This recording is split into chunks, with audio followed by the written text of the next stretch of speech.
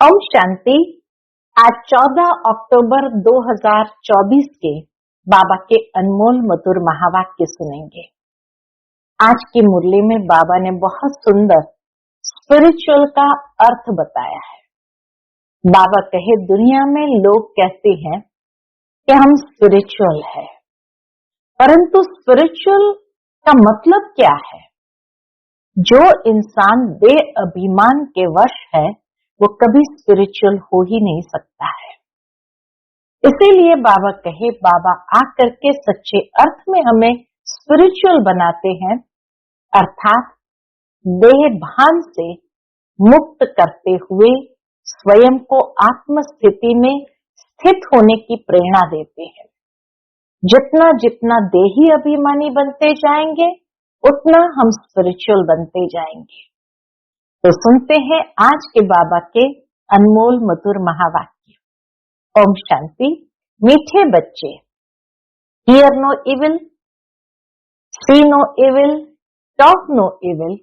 यहाँ तुम सत्संग में बैठे हो, तुम्हें मायावी कुसंग में नहीं जाना है।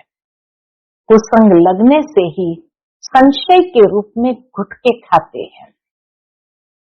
आज की मुरली से प्रश्न है, इस समय किसी भी मनुष्य को स्पिरिचुअल नहीं कह सकते हैं। क्यों? उत्तर है, क्योंकि सब देही अभिमानी है। देह अभिमान वाले स्पिरिचुअल कैसे कहला सकते हैं? स्पिरिचुअल फादर तो एक ही निराकार बाप है, जो तुम्हें भी देही अभिमानी बनने की शिक्षा देते हैं। सुप्रीम का टाइटल भी एक बाप को ही दे सकते हैं। बाप के सिवाय सुप्रीम कोई भी कहला नहीं सकते। ओम शांति। बच्चे जब यहाँ बैठते हो तो जानते हो बाबा हमारा बाबा भी है, टीचर भी है और सतगुरु भी है। तीन की दरकार रहती है, पहले बाप, फिर पढ़ाने वाला टीचर और फिर पिछाड़ी में गुरु। यहाँ याद भी ऐसे करना है क्योंकि नई बात है ना। बेहद का बाप भी है, बेहद माना सबका।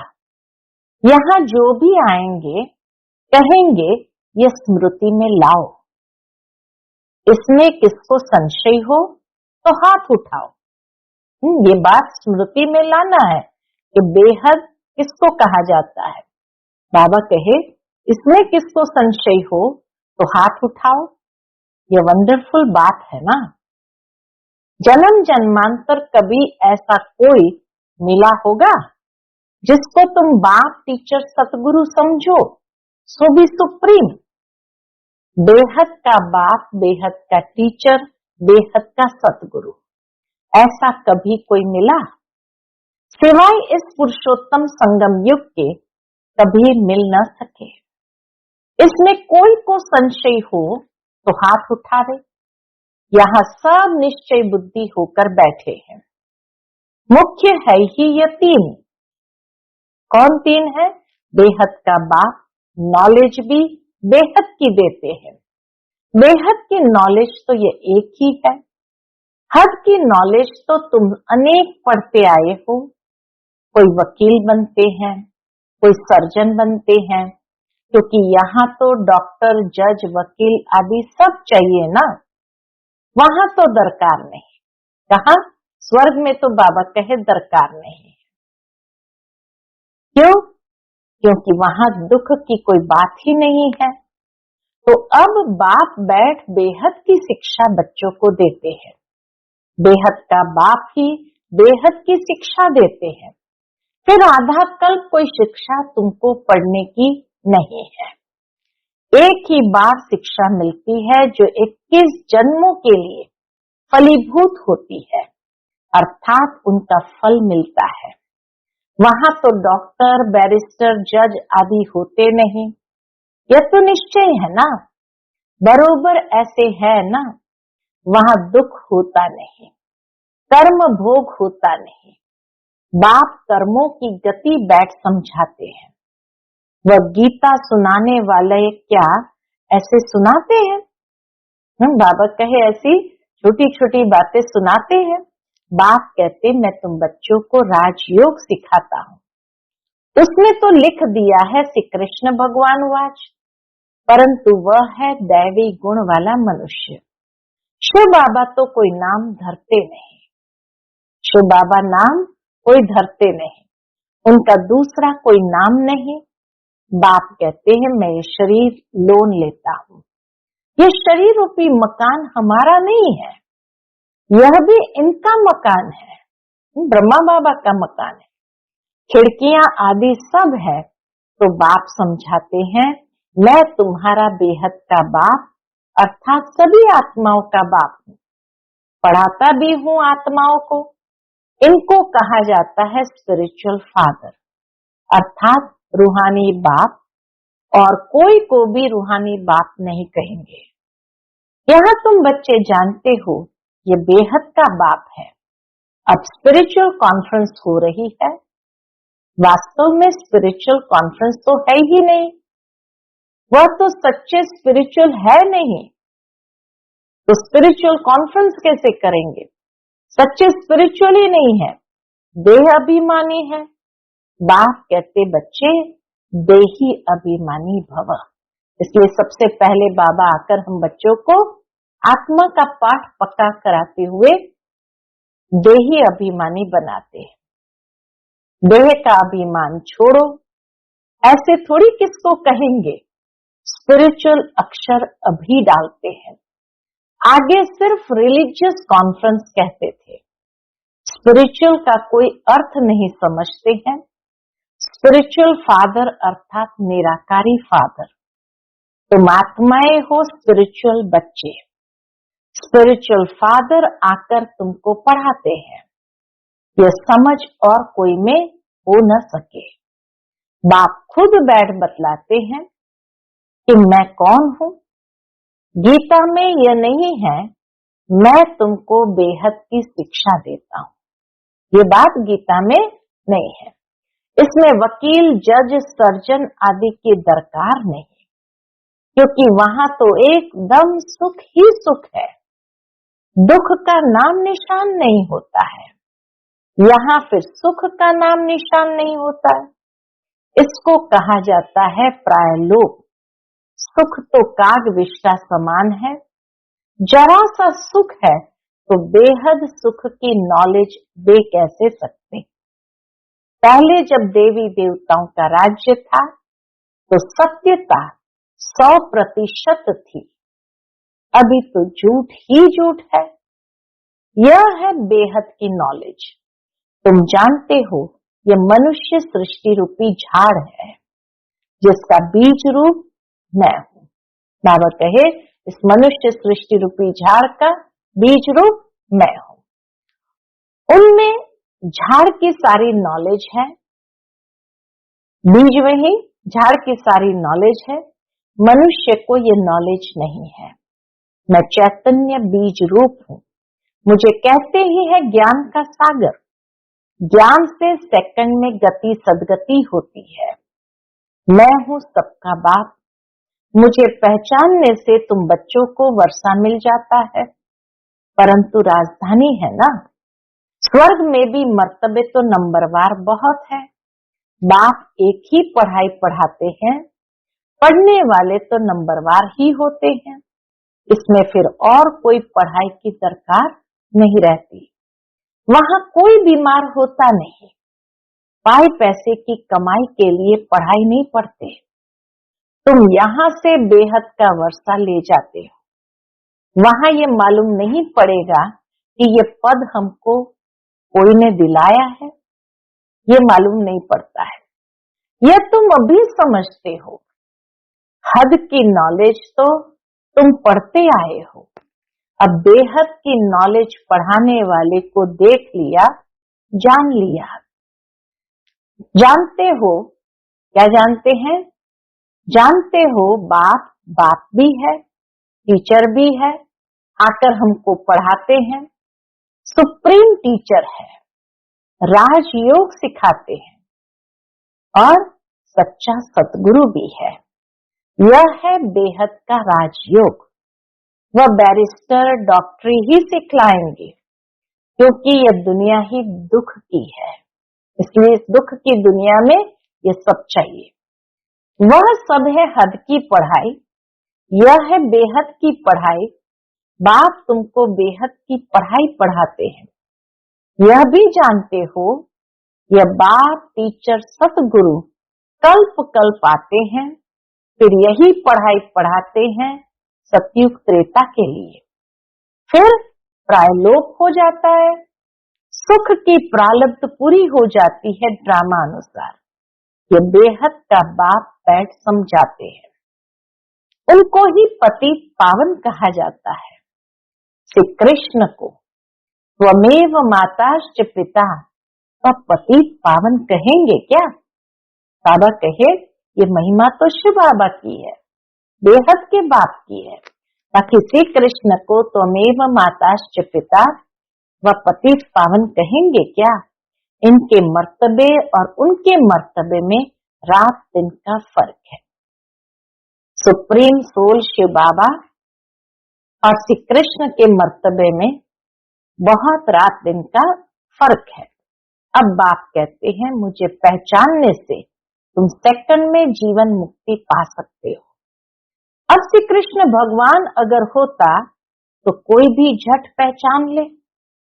श्री कृष्ण का जन्म कोई दिव्य अलौकिक नहीं गाया हुआ है, सिर्फ पवित्रता से होता है। बाप तो कोई के गर्भ से नहीं निकलते हैं, समझाते हैं।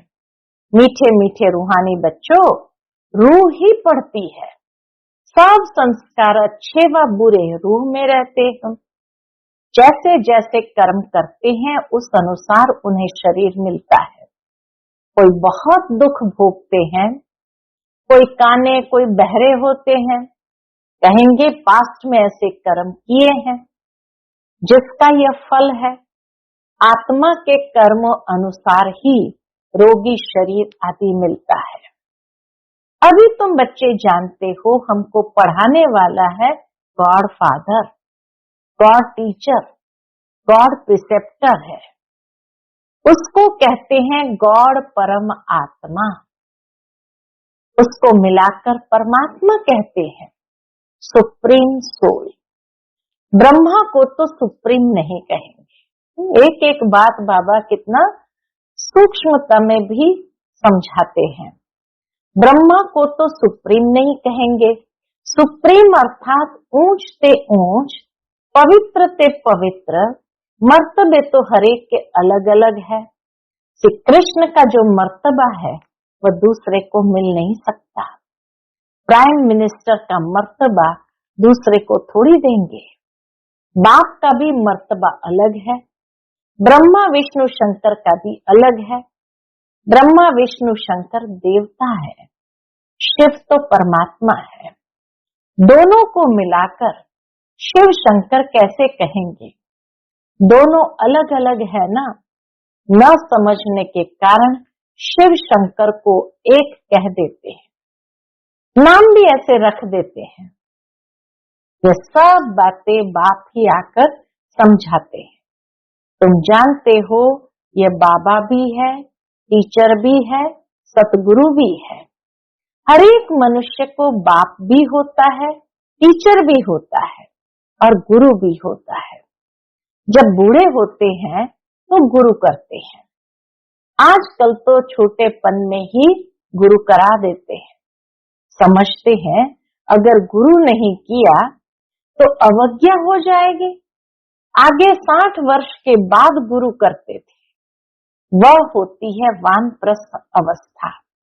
निर्वाण अर्थात वाणी से परे स्वीट साइलेंस हो, जिसमें जाने के लिए आधा कल्प तुमने मेहनत की है, परंतु पता ही नहीं तो कोई जा भी नहीं सकते हैं। बाबा के पता हो तब तो जाए, पता ही नहीं तो जा कैसे सकते? किसको रास्ता बता कैसे सकते? एक के सिवाय तो कोई रास्ता बता न सके। सबकी बुद्धि एक जैसी नहीं होती है। कोई तो जैसे कथाएं सुनते हैं, फायदा कुछ नहीं, उन्नति कुछ नहीं।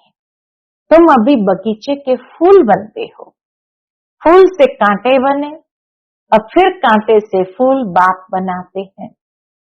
तुम ही पूज्य फिर पुजारी बने, 84 जन्म लेते लेते सतो प्रधान से तमो प्रधान पतित बन गए। बाप ने सीढ़ी सारी समझाई है, अब फिर क्या करना है, अब फिर पतित से पावन कैसे बनते हैं ये किसको भी पता नहीं है। हाँ, ये चक्र बाबा कहे पतित से पावन होने का, पावन से पतित होने का, ये किसको भी पता नहीं। गाते भी है ना, हे पतित पावन आओ, आकर हमको पावन बनाओ। फिर पानी की नदियां, सागर आदि को पतित पावन समझ क्यों जाकर स्नान करते हैं। एक तरफ बुलाते हैं कि पतित पावन सीताराम, तो बाबा कहे फिर नदियों के पास या सागर के पास जाकर उसको क्यों पतित पावनी समझते हैं और जाकर स्नान करते हैं। गंगा को पतित पावनी कह देते हैं, परंतु नदियां भी कहां से निकली, सागर से ही निकलती है ना। यह सभी सागर की संतान है, तो हर एक बात अच्छी रीति समझने की होती है ना। बाबा जो भी बातें समझाते हैं उसको अच्छी रीति समझने की होती है, तो हर एक बात अच्छी रीति समझने की होती है। यहाँ तो तुम बच्चे सत्संग में बैठे हो, बाहर कुसंग में जाते हो तो तुमको बहुत उल्टी बातें सुनाएंगे, फिर यह इतनी सब बातें भूल जाएगी। कुसंग में जाने से गुटखा खाने लग पड़ते हैं। संशय का तब मालूम पड़ता है, बाबा कहे संशय का तब मालूम पड़ता है जब कुसंग में जाकर के गुटखा खाने लग पड़ते हैं, परंतु यह बातें तो भूलनी नहीं चाहिए। बाबा हमारा बेहद का बाबा भी है, टीचर भी है, पार भी ले जाते हैं, इस निश्चय से तुम आए हो। वह सभी है जिस्मानी लौकिक पढ़ाई, लौकिक भाषाएं, यह है अलौकिक। बाप कहते हैं मेरा जन्म भी अलौकिक है। मैं लोन लेता हूँ, पुरानी जुत्ती लेता हूँ, सो भी पुराने ते पुरानी, सबसे पुराने, सबसे पुरानी है यह जुत्ती ब्रह्मा बाबा की। बाप ने जो लिया है इसको लॉन्ग बूट कहते हैं। बॉम्बे में चौपाटी पर एक लॉन्ग बूट बना हुआ है, तो बाबा कभी कभी जाते थे बॉम्बे में और चौपाटी पर पैदल करने जाते थे, तो इसीलिए बाबा कहते बच्चे ये ब्रह्मा बाबा भी शिव बाबा का लॉन्ग बूट है। ये कितनी सहज बात है, यह तो कोई भूलने की नहीं है, परंतु माया इतनी सहज बातें भी भुला देती है। बाप बाप भी है, बेहद की शिक्षा देने वाला भी है, जो और कोई दे न सके। बाबा कहते हैं बल जाकर देखो कहां से मिलती है, ये शिक्षाएं कहां से मिलती है। सब है मनुष्य, वह तो ये नॉलेज दे न सके। भगवान एक ही रथ लेते हैं जिसको भाग्यशाली रथ कहा जाता है, जिसमें बाप की प्रवेशता होती है पद्मा पदम भाग्यशाली बनाने, बिल्कुल नजदीक का दाना है। ब्रह्मा बाबा शिव बाबा के बिल्कुल नजदीक का दाना है। फिर ब्रह्मा सो विष्णु बनते हैं, शिव बाबा इनको भी बनाते हैं। बाबा कहे शिव बाबा इनको भी बनाते हैं, तुमको भी इन द्वारा विश्व का मालिक बनाते हैं। हम ब्रह्मा बाबा को तो बनाते हैं, लेकिन ब्रह्मा बाबा के द्वारा हम बच्चों को भी बनाते हैं। विष्णु की पूरी स्थापन होती है, इसको कहा जाता है राजयोग, राजाई स्थापन करने लिए। अभी यहाँ तुम सुन तो सब रहे हैं, परंतु बाबा जानते हैं बहुतों के कानों से बह जाता है। कोई धारणा कर और सुना सकते हैं, उनको कहा जाता है महारथी। सुनकर फिर धारण करते हैं, औरों को भी रुचि से समझाते हैं। महारथी समझाने वाला होगा तो झट समझेंगे, घोड़े सवार से कम यादें से और भी कम। ये तो बाप जानते हैं कौन महारथी है, कौन घोड़ेसवार है। अब इसमें मूंझने की तो बात ही नहीं, परंतु बाबा देखते रहते हैं बच्चे मूंझते हैं, फिर जुट के खाते रहते हैं, आंखें बंद कर बैठते हैं। कमाई में कभी गुटका आता है क्या? जुटका खाते रहेंगे तो फिर धारणा कैसे होंगी? उबासी से बाबा समझ जाते हैं ये थका हुआ है। कमाई में कभी थकावट नहीं होती है। उबासी है उदासी की निशानी, समझा? उबासी है उदासी की निशानी। कोई न कोई बात के गुटके अंदर खाते रहने वालों को उबासी बहुत आती है। अभी तुम बाप के घर में बैठे हो तो परिवार भी है, टीचर भी बनते हैं, गुरु भी बनते हैं रास्ता बताने के लिए। मास्टर गुरु कहा जाता है, तो बाप का राइट हैंड बनना चाहिए ना, जो बहुतों का कल्याण कर सकते हैं। धंधे सभी में है नुकसान, बिगर धंधे नर से नारायण बनने के। बाकी सब धंधे में है नुकसान, सिर्फ नर से नारायण बनने के धंधे में है फायदा। सभी की कमाई खत्म हो जाती है। नर से नारायण बनने का धंधा बाप ही सिखलाते हैं। तो फिर कौन सी पढ़ाई पढ़नी चाहिए?